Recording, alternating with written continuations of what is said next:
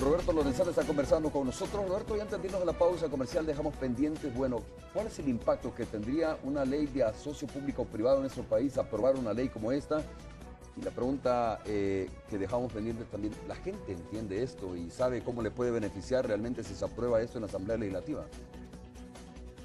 Por supuesto de que hay una parte de la sociedad que no está totalmente informada de esto, hay Ajá. otra parte que sí, que tiene opinión, y yo creo que el movimiento laboral organizado, los sindicatos del país, el movimiento social ha tenido una opinión crítica con la cual nosotros coincidimos. Justamente por eso es que hemos hecho todas estas modificaciones, para que tengamos un instrumento que no sea lesivo al pueblo salvadoreño. Lo importante es tener una ley que atraiga inversiones extranjeras, que fomente el empleo, que posibilite el crecimiento de la economía. Eso lo necesita el país y hay que Ujú, crearlo, ¿no? ujú. Sin embargo, tampoco puede ser una cosa que regala el patrimonio nacional, que privatiza los servicios, que privatiza la educación, la Universidad Nacional, etcétera. En eso no estábamos de acuerdo y por eso es que estado poniendo todos esos seguros. En el mismo sentido, hemos tenido el cuidado de que no vaya a entrar en contradicción con la Constitución.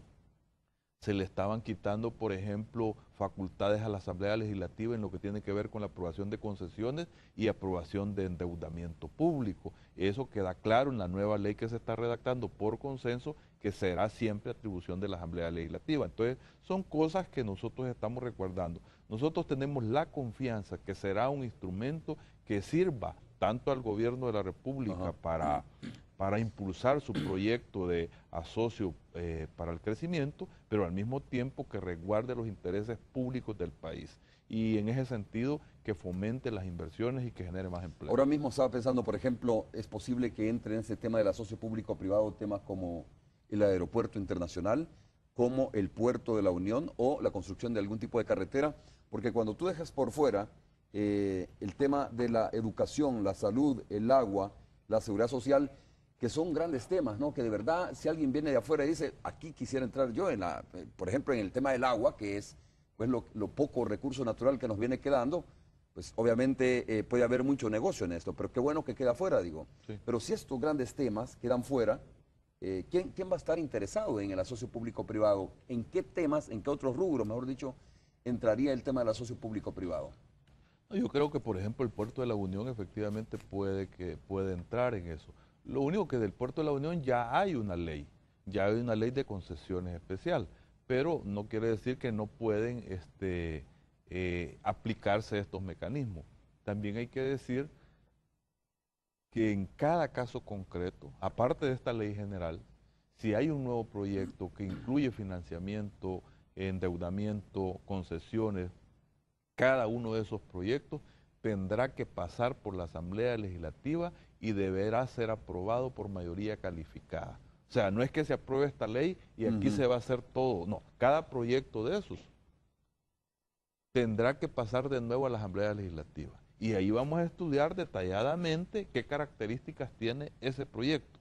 Pero no es que con esta ley se le da un cheque en blanco a un funcionario X del Ejecutivo para que haga lo que quiera. No, cada proyecto va a pasar de nuevo por la Asamblea Legislativa para ser aprobado o para ser rechazado en este caso. A ver, a propósito de eso, porque mucha gente cuando se habla del asocio público-privado puede estar pensando como en casos de Selenel, ¿no?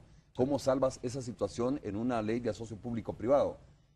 ¿Cómo evitar que se le dé un cheque en blanco a una institución internacional o a una empresa internacional para que pueda venir a explotar recursos naturales aquí en el país?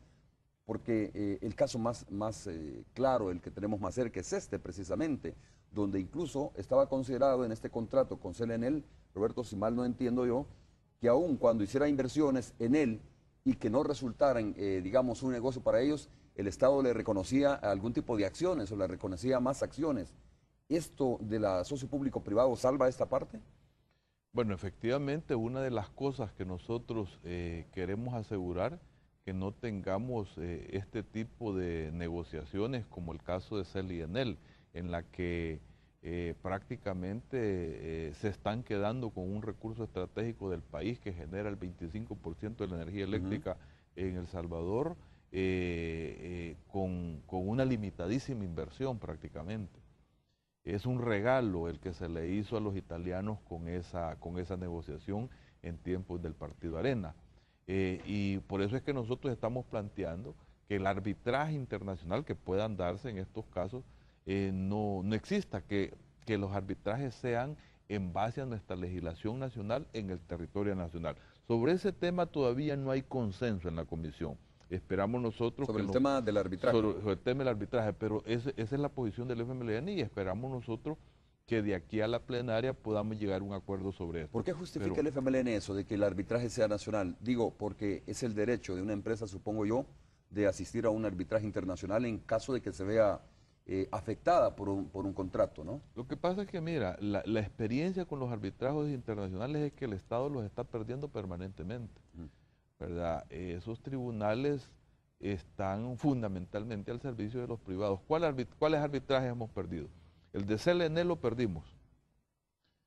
Deciden ellos entregarle el 51% de las acciones a una empresa que no ha invertido lo suficiente.